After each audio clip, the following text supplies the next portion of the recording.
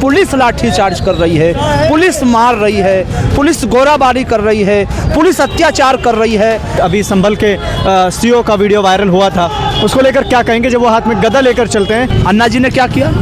अन्ना जी ने ना तो भ्रष्टाचार ना महंगाई के ऊपर बोल रहे हैं। वाटर कह लो, पानी कह लो, आप कह लो, मतलब सबका एक। डैडी कह लो, पापा कह लो, पिताजी कह लो, अब्बा कह लो, मतलब सबका एक। नेता कह लो, लीडर कह लो, अमीर कह लो, मतलब सबका एक। इसलिए अल्पसंख्यक कह लो, मुस्लिम कह लो या सताया हुआ कह लो, मतलब सबका एक। 122 साल के होते तो मैं आपको जवाब भी देता। भाजपा केजरीवाल और केजरीवाल भाजपा दोनों एक है।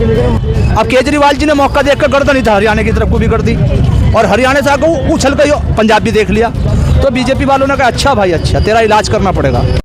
भारत लाइव हिंदी में एक बार फिर से आपका स्वागत है। इस वक्त हम लोग सीलमपुर में मौजूद हैं, जहां राहुल गांधी की भी जनसभा हुई है। राहुल गांधी आए और बीजेपी पर निशाना साधकर यहां से चले गए, लेकिन जनता के दिमाग में क्या है और सीलमपुर के प्रत्याशी को लेकर या सीलमपुर विधानसभा को लेकर यहाँ के लोग क्या सोचते हैं, वो लगातार आपको दिखा रहे हैं। इस वक्त हमारे साथ मौजूद हैं जो बड़ी दूर से चल के आए हैं, यूपी के बिजनौर से आए हैं। थोड़ा जानते हैं कि इतनी सर्दी में आने का कारण क्या रहा और क्या वजह रही कि आखिर इनको वहाँ से आना पड़ा। आप बड़ी दूर से चल के आए हैं, किस लिए आए हैं? देखिए, इसलिए आए हैं, यहाँ हमारी पार्टी चुनाव लड़ रही है और हमारी पार्टी के जो नेता हैं राहुल गांधी जी, नेता विपक्ष, वो उनकी यहाँ पहली रैली थी और दिल्ली से हम 150 किलोमीटर दूर रहते हैं, इसलिए हम यहाँ आए। और यहाँ आकर हमने देखा एक माहौल है, जनता कांग्रेस को याद कर रही है। फ्री की रेवड़ी खा चुकी, फ्री की सवारी कर चुकी, फ्री का पानी बिजली सब जनता ले चुकी। अब चाहती है जनता कि हमें पैसे से कुछ मिले।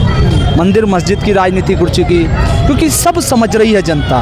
क्योंकि इस देश का बड़ा भारी दुर्भाग्य है कि जब से केंद्र में भाजपा की सरकार आई है या यहाँ केजरीवाल जी की सरकार है, समस्याओं का अंबार रहा है। ऐसा नहीं कि समस्या पहले नहीं रही, ऐसा नहीं है। केंद्र की सरकार कांग्रेस की रही है और राज्य की समस्या उसमें भी रही है, पर इतनी बड़ी समस्या है और इतना बड़ा अत्याचार नहीं हुआ।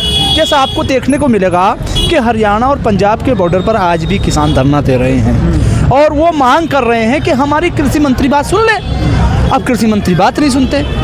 मैं आपसे एक बात कहना चाहता हूँ, आप मेरे प्रतिनिधि हैं और मैं आपसे बात करना चाहता हूँ, ये बताना चाहता हूँ। आप माने ना माने वो तो आपकी मर्जी, आपको मेरी बात सुननी तो चाहिए, पर वो देश के जो अन्नदाता उनकी बात सुनने के लिए तैयार नहीं है। अभी आपने देखा बिहार में इस जनवरी की ठंड में हमारे युवा वहाँ धरना प्रदर्शन दे रहे हैं और आपने सोशल मीडिया के माध्यम से, मैंने भी देखा, आपने भी देखा कि उन पे पुलिस ने कैसी लाठी बरसाई, कैसे पानी की बौछार की। इस बात में मैं एक तरफ ये कहना चाहूँगा, लोग पुलिस को टारगेट करते हैं कि पुलिस लाठीचार्ज कर रही है, पुलिस मार रही है, पुलिस गोराबारी कर रही है, पुलिस अत्याचार कर रही है। मैं कभी पुलिस को दोषी नहीं ठहराऊंगा, क्योंकि पुलिस को नौकरी करनी है। वो चाहे सिपाही हो, होमगार्ड हो, दरोगा हो, इंस्पेक्टर, एसपी, कोई भी हो, मतलब उनको तो जिसकी सरकार होती है तो जनता को ये कहना चाहिए कि उसकी सरकार लाठी बजा रही है। पुलिस को बदनाम नहीं करना चाहिए, वो अपना काम कर रही है। वो सरकार समाजवादी की रहे, भाजपा की रहे, कांग्रेस की रहे, उसका काम करती है। एक देश की जनता में ऐसा भ्रम है कि सरकार कुछ भी करे, सरकार का नाम कम और पुलिस का ज़्यादा। मगर पुलिस कुछ अफसर भी ऐसे हैं जो सरकारों की मानसिकता की तरह काम करते हैं, जबकि उन्हें नहीं करना चाहिए। अभी मैं आपकी बात रोकना चाहूँगा। आप कह रहे हैं कि पुलिस प्रशासन के प्रति लोगों का रवैया अलग रहता है, लेकिन आप कैसे देखते हैं कि जहाँ पुलिस प्रशासन की ओर से किसी धार्मिक जुलूस में शामिल नहीं होना चाहिए, अपना कहीं ना कहीं उनको सेक्युलर दिखाना चाहिए अपने आप को, या जनता के एक नौकर की तरह उनको दिखना चाहिए, लेकिन अभी संभल के सीओ का वीडियो वायरल हुआ था, उसको लेकर क्या कहेंगे जब वो हाथ में गदा लेकर चलते हैं, हालांकि उनके खिलाफ जांच बैठ गई है, जनता क्या सोचेगी? देखिए, ऐसे प्रतिनिधि उस विभाग के लिए कलंक है, जिस भी विभाग में वो हैं। मैं मानता हूँ आप जिस धर्म के मानने वाले उसकी आस्था को अपने ड्यूटी से अलग मानिए। आप अगर ड्यूटी पर रहकर या दिखा रहे हैं तो आप एक संदेश ऐसा देना चाह रहे हैं जो गैर जिम्मेदारान है। मैं किसी की आस्था को ठेस नहीं पहुंचा रहा, ना मैं किसी के धर्म का ये कहूँगा गलत है। सारे धर्म अच्छे हैं और अच्छे धर्म होने के बाद कुछ लोगों ने अपना फ़ायदा उठाने के लिए धर्मों का गलत इस्तेमाल शुरू कर दिया है। उसमें रोटी वाले भी हैं और बोटी वाले भी हैं। धार्मिक कपड़े पहनकर आते हैं और वो सिर्फ अपनी कुर्सी बचाने के लिए, कारोबार के, या अपने आप को फेमस करने के लिए ऐसी घटिया राजनीति वो करते हैं। जैसे आपने देखा होगा कि इस प्रदेश के अंदर, दिल्ली के, पूर्व सांसद जी ने बहन जैसी, बेटी जैसी 2 बेटियों के खिलाफ आपत्तिजनक बात की, और जब आपत्तिजनक बात उन्होंने की तो मुझे बड़ा अफसोस हुआ। देखो, आप किस विचारधारा को मानने वाले मतलब इससे नहीं है, मगर मैं कांग्रेस का मानने वाला हूं, तो मैं ये भी नहीं चाहूँगा, ना होने दूंगा अगर मेरे बस में आए, ना करने दूंगा।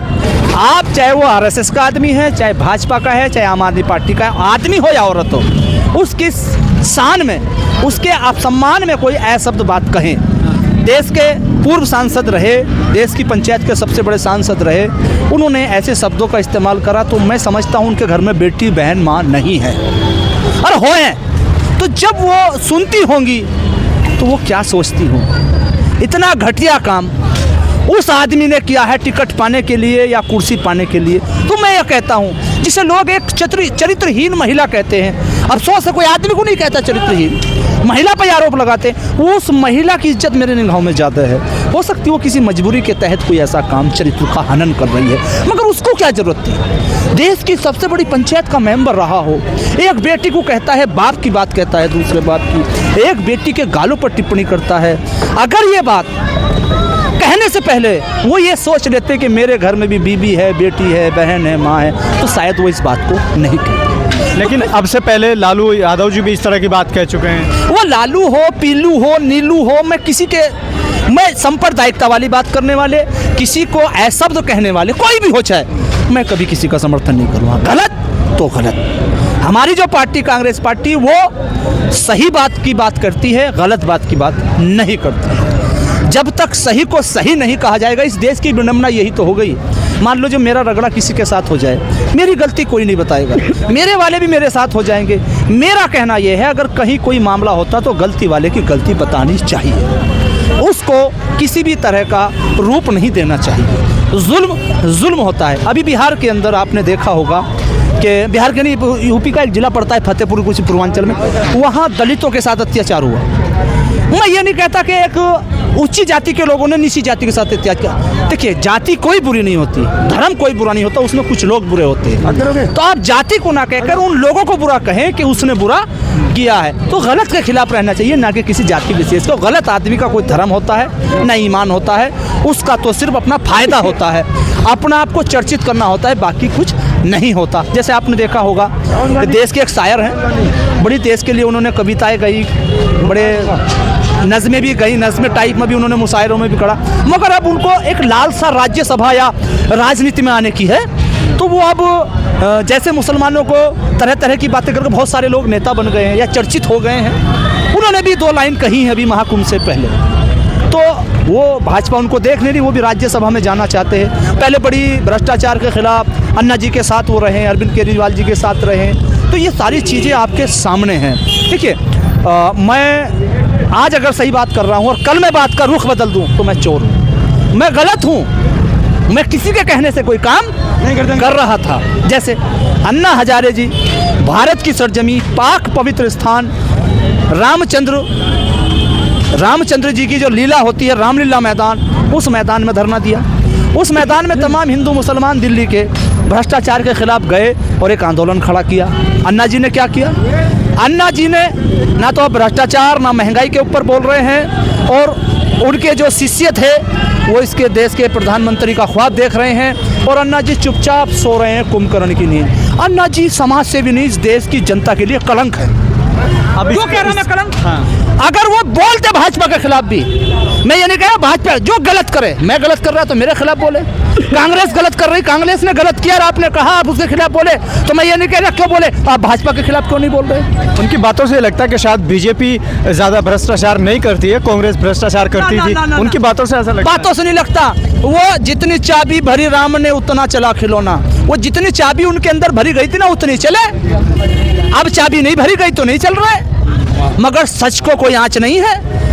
कभी कांग्रेस ऐसी घटिया राजनीति नहीं करती, किसी का इस्तेमाल कर निशाना कहीं और बात कहीं, कांग्रेस नहीं करती ऐसा।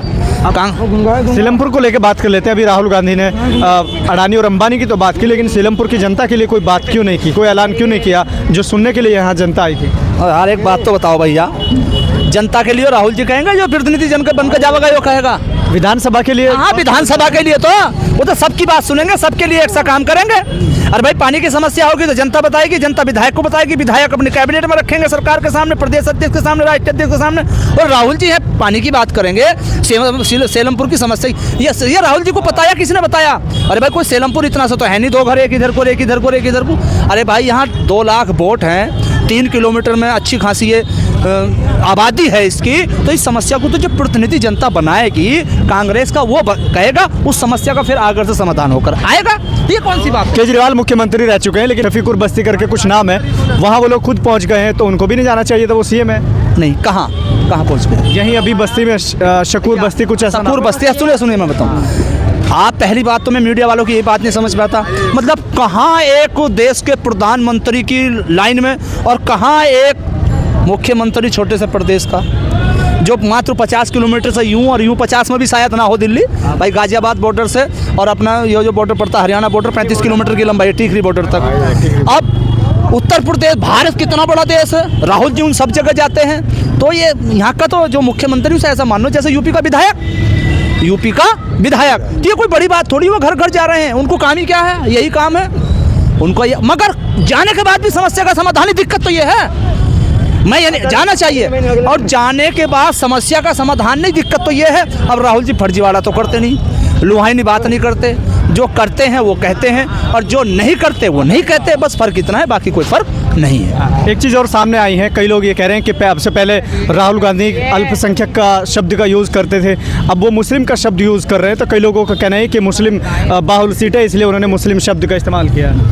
देखिए ये सबका अपना अपना तर्क है, वाटर कह लो, पानी कह लो, आप कह लो, मतलब सबका एक, डैडी कह लो, पापा कह लो, पिताजी कह लो, अब्बा कह लो, मतलब सबका एक, नेता कह लो, लीडर कह लो, अमीर कह लो, मतलब सबका एक, इसलिए अल्पसंख्यक कह लो, मुस्लिम कह लो या सताया हुआ कह लो, मतलब सबका एक। अब कोई कुछ भी मतलब कर ले, इसका तो कोई ठेकेदार है नहीं है भाई। लेकिन एक बच्चा तो उर्दू पढ़ा लिखा है, वो बाप समझेगा, एक हिंदी पढ़ा लिखा है तो वो पिता समझेगा, और एक अंग्रेजी पढ़ा हुआ है तो फादर समझेगा, तो क्यों ना फादर के साथ में फादर का ये शब्द यूज़ किया जाए। ऐसा क्यों होता था कि अब तक वो सिर्फ एक ही शब्द का यूज़ करते थे? 122 साल के होते तो मैं आपको जवाब भी देता।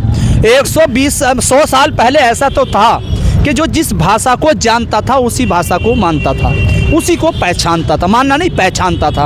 अब तो ये टेक्नोलॉजी ऐसी चल गई है कि जो बिल्कुल गांव का भी, जैसे हमारे गांव में बहुत सारे लोग शहर में भी होते हैं पढ़े लिखे नहीं हैं और मोबाइल एंड्रॉयड ऐसा चलाते हैं, आप पढ़े लिखे अंग्रेजी नहीं लिख सकते ऐसी, तो ये तो एक गुमराह करने वाली बात है। ये ऐसा कुछ नहीं है कि जो पंजाबी जानता है वो हिंदी नहीं जान सकता, जो हिंदी जान सकता है वो उर्दू नहीं जान। हमारी भाषा ऐसी है इस देश की सभ्यता कि उर्दू और हिंदी, कुछ संस्कृत के भी लफ्ज़ होते हैं, पंजाबी के, सबको मिलाकर बोला जाता है।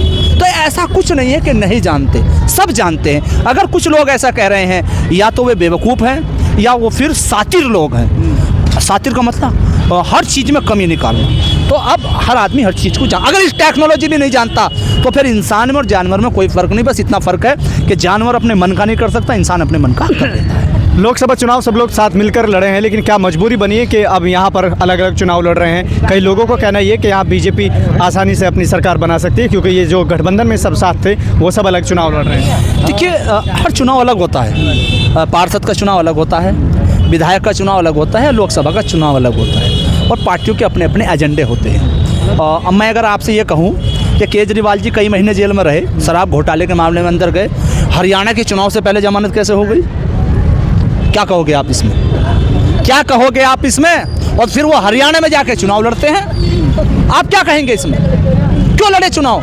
अगर वो चाहते थे बीजेपी हटे, और मैं मानता हूँ कांग्रेस उन्होंने सीट नहीं दी, कांग्रेस खुद लड़ना चाहती थी, तो घर बैठते अपना बड़ा दिल करते, अपना बड़ा दिल करते हुए चुनाव ना लड़ते। क्योंकि केजरीवाल जी और भाजपा की नूरा कुश्ती है, और ये एक सिक्के के 2 पहलू हैं। भाजपा कांग्रेस, भाजपा केजरीवाल और केजरीवाल भाजपा दोनों एक है। बस इनका जो समझौता था उस समझौते से थोड़ा आगे केजरीवाल जी चल गए, तो इसलिए भाजपा थोड़ी सी उनको एंटी है।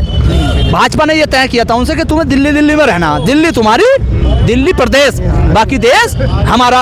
अब केजरीवाल जी ने मौका देखकर गर्दन ही था हरियाणा की तरफ को भी कर दी, और हरियाणा से आगे उछल गई पंजाब भी देख लिया। तो बीजेपी वालों ने कहा अच्छा भाई अच्छा, तेरा इलाज करना पड़ेगा, तो इलाज कर दिया उनका। इलाज करने में लगे हुए हैं, मगर ये अंदर से सब एक हैं, बाहर से ऐसा कर रहे हैं, बाकी कुछ नहीं। तो क्या हरियाणा का बदला केजरीवाल से यहाँ लिया नहीं जाए? नहीं, बदला नहीं यार, ये मीडिया वाले तुम कहाँ से सवाल लाओ, ये बदला का क्या मतलब रह गया इसमें? कांग्रेस राष्ट्रीय पार्टी थी, राष्ट्रीय पार्टी है, राष्ट्रीय पार्टी रहेगी। कांग्रेस को जरूरत नहीं है किसी की, किसी को जरूरत है कांग्रेस की।